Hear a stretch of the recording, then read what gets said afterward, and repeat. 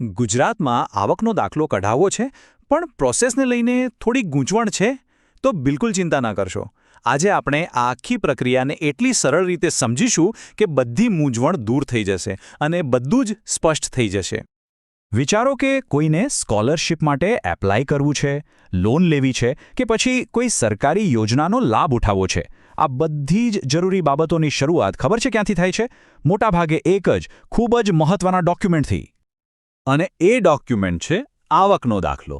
સમજો કે આ એક એવી સત્તાવાર ચાવી છે જે ઘણી બધી સરકારી યોજનાઓ અને તકોના તાળા ખોલી શકે છે.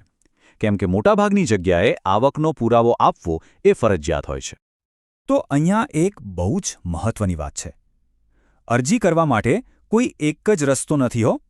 સરકારે બધાની સગવડતાને ધ્યાનમાં રાખીને 3 અલગ-અલગ વિકલ્પો આપ્યા છે.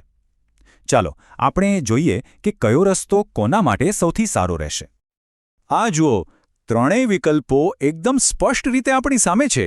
પહેલો છે ગ્રામીણ પ્રક્રિયા, જે ખાસ કરીને 5 લાખથી ઓછી આવક ધરાવતા ગ્રામીણ લોકો માટે છે.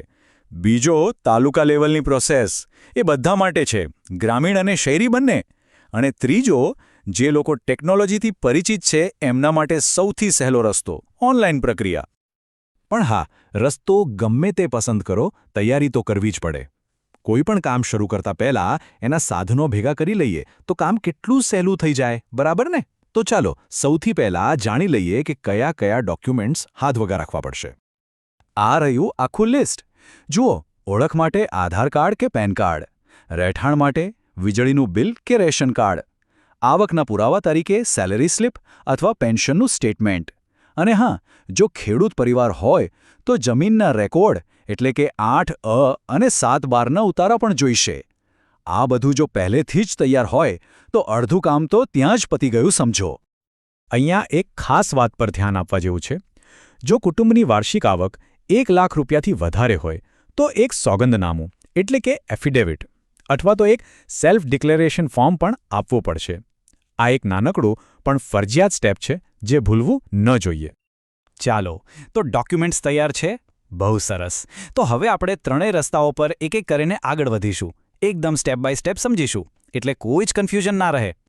સૌથી પહેલો રસ્તો, ગ્રામીણ પ્રક્રિયા. આ કોના માટે છે? જેઓ ગામડામાં રહે છે અને જેમની આવક 5 લાખથી ઓછી છે. આમાં બહુ સીધું સાદું છે. ગ્રામ પંચાયતમાંથી ફોર્મ લેવાનો, ભરવાનું, પછી તલાટી સાક્ષીઓની હાજરીમાં જાતે ચકાસણી કરશે અને બસ તમારો દાખલો ત્યાં જ તૈયાર થઈ જશે, બધું જ સ્થાનિક લેવલ પર.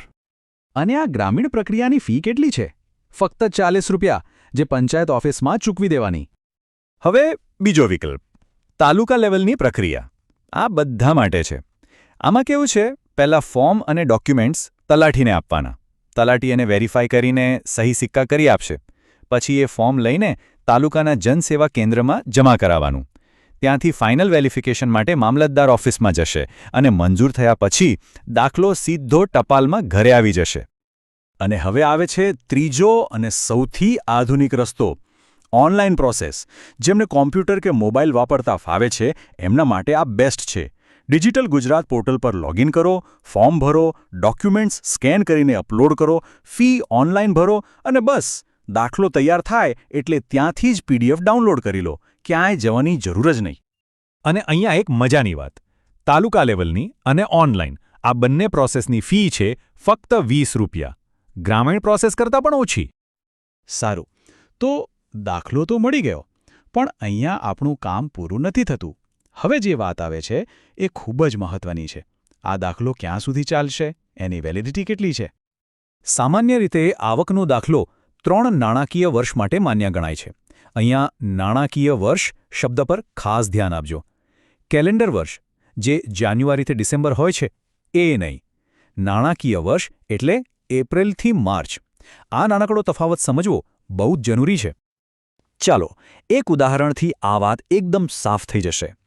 ધારો કે કોઈનો દાખલો 12 ડિસેમ્બર 2020ના રોજ નીકળ્યો. હવે ભલે એ વર્ષના છેલ્લે નીકળ્યો, પણ એનું પહેલું નાણાકીય વર્ષ તો 31 માર્ચ 2021ના રોજ જ પૂરું થઈ જશે. પછી બીજું વર્ષ માર્ચ 2022માં અને ત્રીજું માર્ચ 2023માં. એટલે કે દાખલો 31 માર્ચ 2023ના રોજ એક્સપાયર થઈ જશે. આખા 3 કેલેન્ડર વર્ષ નહીં ચાલે. આનો સીધો મતલબ એ છે કે આપણે થોડું ધ્યાન રાખવું પડશે. દાખલો એક્સપાયર થાય એની રાહ જોયા વગર સમયસર નવા દાખલા માટે અરજી કરી દેવી જોઈએ, જેથી કોઈ પણ સરકારી લાભ લેવામાં છેલ્લી ઘડીએ કોઈ તકલીફ ન પડે. તો ચાલો આખી વાતચીતનો સાર ફટાફટ જોઈ લઈએ. સૌથી પહેલાં તો પોતાના માટે યોગ્ય રસ્તો પસંદ કરો. ગ્રામીણ, તાલુકા કે ઓનલાઈન, બધા ડોક્યુમેન્ટ્સ પહેલેથી તૈયાર રાખો. જે તે પદ્ધતિની સાચી ફી કેટલી છે એ જાણી લો. અને સૌથી અગત્યનું, દાખલાની એક્સપાયરી ડેટનું ધ્યાન રાખો અને સમયસર રિન્યૂ કરાવી લો. અને અંતે